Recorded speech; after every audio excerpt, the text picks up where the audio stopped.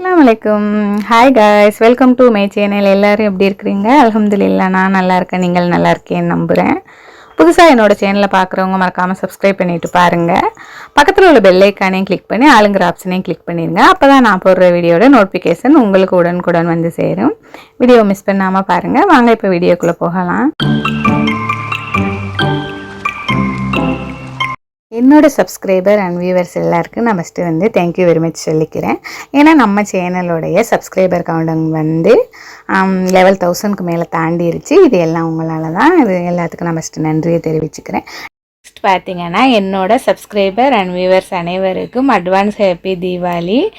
வெடிக்கும் போது சேஃபாக வெடிங்க, பசங்களை பத்திரமா பார்த்துக்குங்க. ஓகே ஃப்ரெண்ட்ஸ், ரொம்ப நேரம் பேசிட்டேன்னு நினைக்கிறேன். வாங்க இப்போ நம்ம சமையல் வேலையை ஆரம்பிச்சிடலாம். நான் பார்த்தீங்கன்னா பட்டர் பீன்ஸ் எடுத்துருக்கிறேன். பசங்களுக்கு இன்றைக்கி பட்டர் பீன்ஸ் செஞ்சு கொடுக்கலாம்னு சொல்லிட்டு. பொதுவாகவே அவங்களுக்கு பட்டர் பீன்ஸ்னால் ரொம்ப பிடிக்கும்.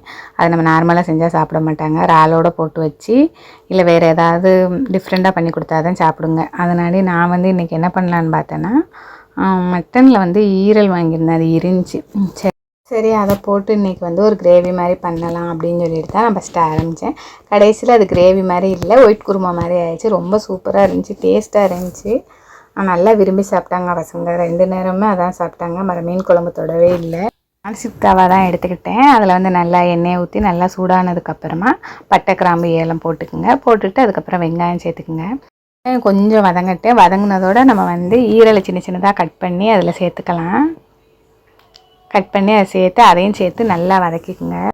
இந்த மாதிரி நம்ம சேர்க்கும்போது கொஞ்சம் டேஸ்ட் வித்தியாசமாக நல்லாயிருக்கும். அதனால தான் நான் முன்னாடியே சேர்த்துக்கிறேன். லாஸ்ட்டாக சேர்க்காதையே, நடுவுலையும் சேர்க்காதையே, பஸ்ட்லேயே சேர்த்துருங்க வெங்காயத்தோடையே. அதுக்கப்புறமா தக்காளி ஆட் பண்ணிக்கலாம்.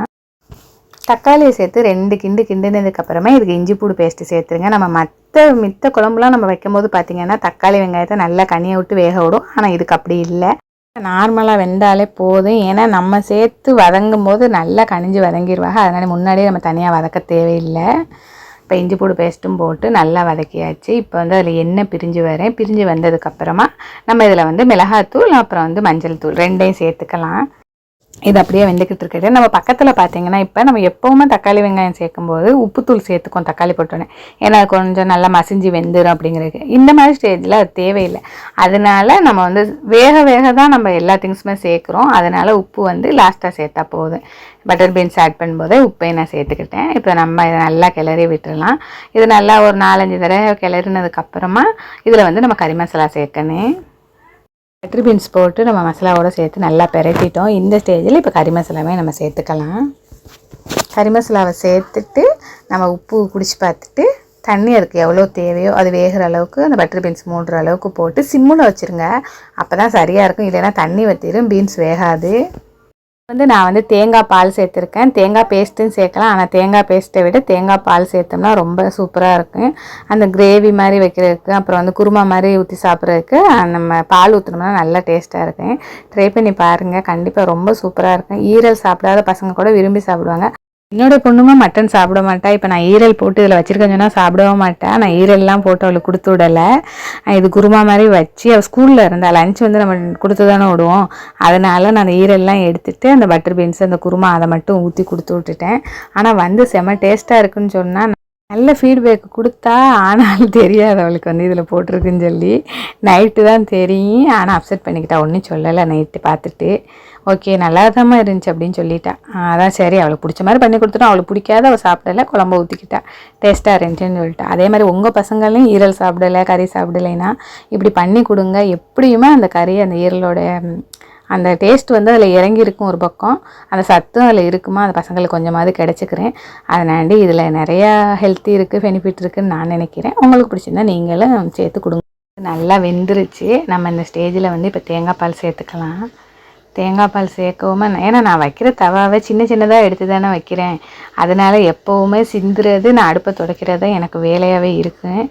இன்றைக்கி ஏதோ ஓரளவுக்கு செதறலை. ஆனால் நான் பால் புளிஞ்சதில் அந்த தேங்காய் பூ கொட்டிடுச்சு. வேலை பார்க்கும்போதே தெரியுது அடுப்பு மேலே. சரி, நம்ம அப்புறமேல துடைக்கலான்னு தான் பார்த்தேன்.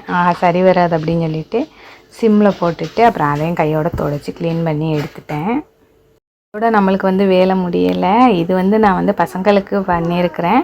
மற்றபடி வீட்டில் எல்லாருக்கும் மீன் குழம்பு அப்புறம் இது தொட்டுக்கிறேன்னா தொட்டுக்கிறட்டும் அப்படின்னு சொல்லிட்டு தான் பண்ணியிருக்கேன். டிஃபனுக்கு வந்து காய்கறிலாம் கட் பண்ணேன், மசாலாலாம் கரைச்சிட்டேன். ஆனால் வந்து வீடியோ வந்து காணோம், குழம்பு வச்ச வீடியோவை.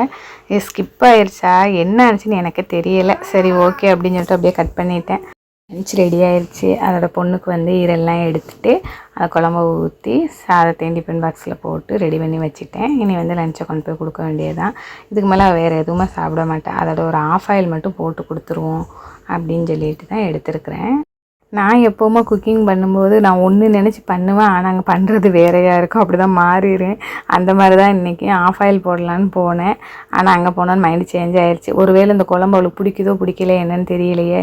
சரி நம்ம இதில் வந்து ஃப்ரைட் ரைஸ் மசாலா எல்லாம் போட்டு பெரட்டி கொடுத்துட்டோம்னா குழம்பு பிடிக்கலைன்னா இதையே போட்டு அதோட கூட முட்டையை போட்டு பெரட்டி சாப்பிட்ருவா. ஒருவேளை குழம்பு பிடிக்கல அப்படின்னு சொல்லி தான் அந்த மாதிரி பண்ணி கொடுத்துட்டேன். டிஃபன் வந்து காலியாக தான் வந்துருந்துச்சு. சாப்பிட்டுட்டா நல்லா இருக்குன்னு சொல்லிட்டு. இது பார்த்திங்கன்னா ஈவினிங் போல் எடுத்தது. தோட்டத்தில் பூத்த பூ தான். 2 நாளாக பூத்திருக்கும் போல பார்க்கலன்னா. மொதல் நாள் பூத்தது நல்லா மலர்ந்துருச்சு. நெக்ஸ்ட் டே பூத்தது மொட்டை இருந்துச்சு. ஹஸ்பண்ட் தான் பறித்து கொண்டு வந்து வச்சுருந்தாங்க. ஏன்னா எனக்கு வந்து பூ பறிக்கிற இன்ட்ரெஸ்ட்லாம் இல்லை. மழை பெஞ்சினால அந்த பக்கம் போகிறதுக்கு கொஞ்சம் இதாக இருக்கும், போக. நம்ம ஸ்கூலில் பார்த்திங்கன்னா 6th-லேருந்து 10th வரைக்கும் பூ வைக்கக்கூடாது. அதனால் அந்த பூ பக்கமே போகிறதில்ல. சின்ன பிள்ளையாக இருக்கும்போது பொண்ணு எல்லாம் பார்த்து ஒவ்வொரு செடியாக வாங்கி வைப்பேன். பூ வைப்பா, வகை வகையாக கட்டி வைக்கிறது. அதுக்கப்புறம் அவள் வைக்கிறதுக்கு விரும்புகிறதுல அவளுக்கு பூவை பிடிக்காது பொதுவாக சொல்லப்போனால். அதனால் பூவையே 2 பேருமே விட்டுட்டோம். என்னைக்காவது வைக்கிறது ஒரு ஃபங்க்ஷன்னா அவ்வளோதான். தேங்க்ஸ் ஃபார் வாட்சிங்.